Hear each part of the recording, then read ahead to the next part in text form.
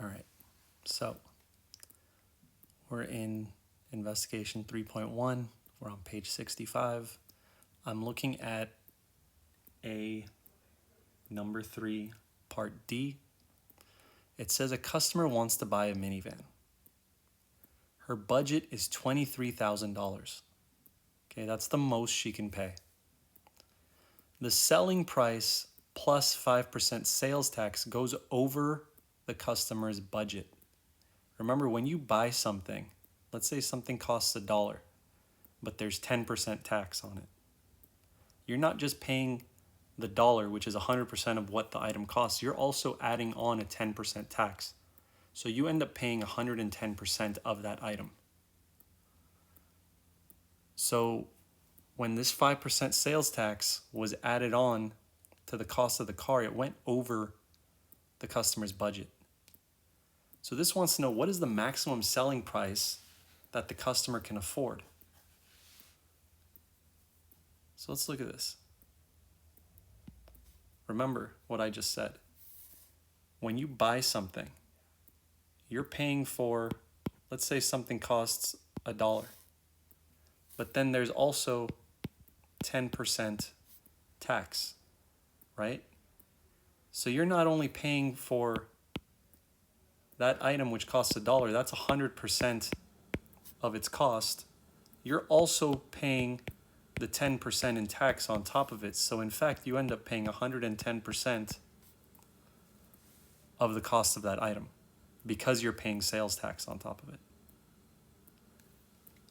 So knowing this, we need to think about this customer's budget.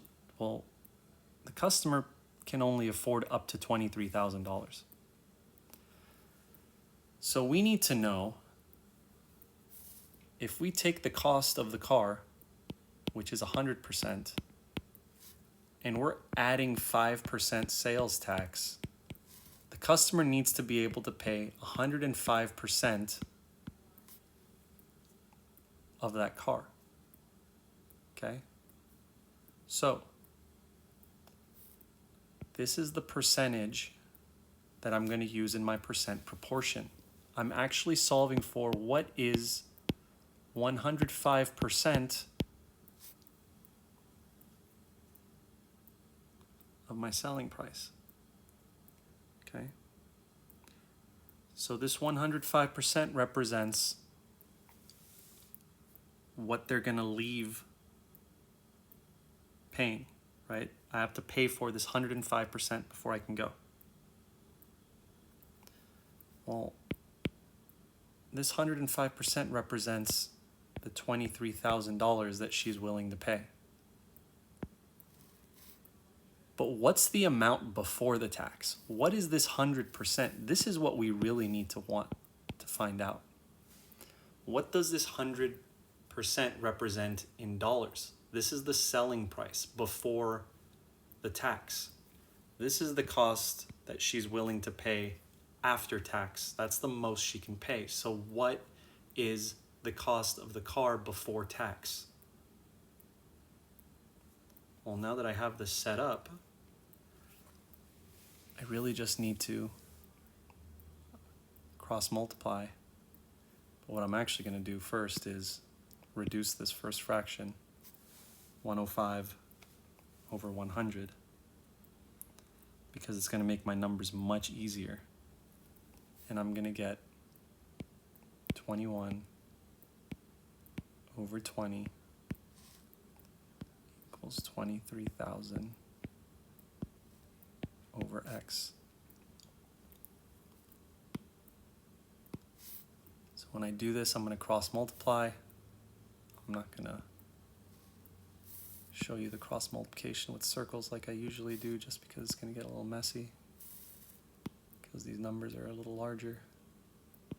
So when I cross multiply, I end up getting 21x equals 23,000 times 2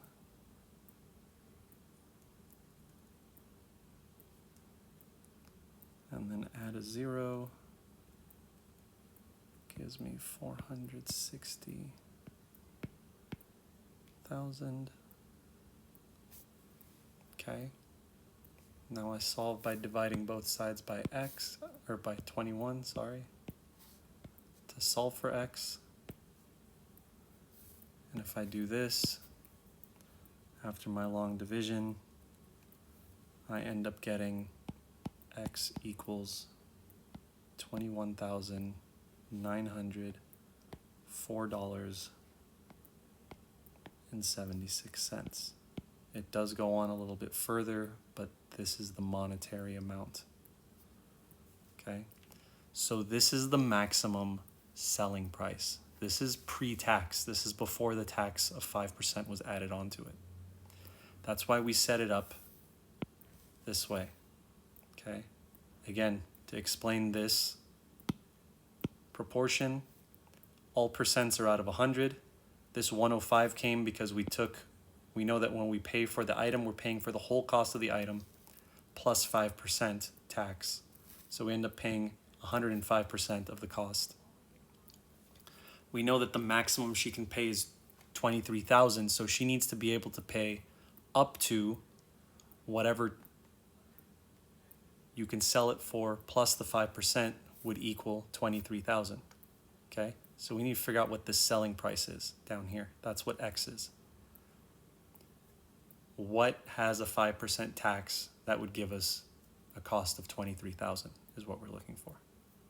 And then we solved it and we came up with X equals a selling price of $21,904.76.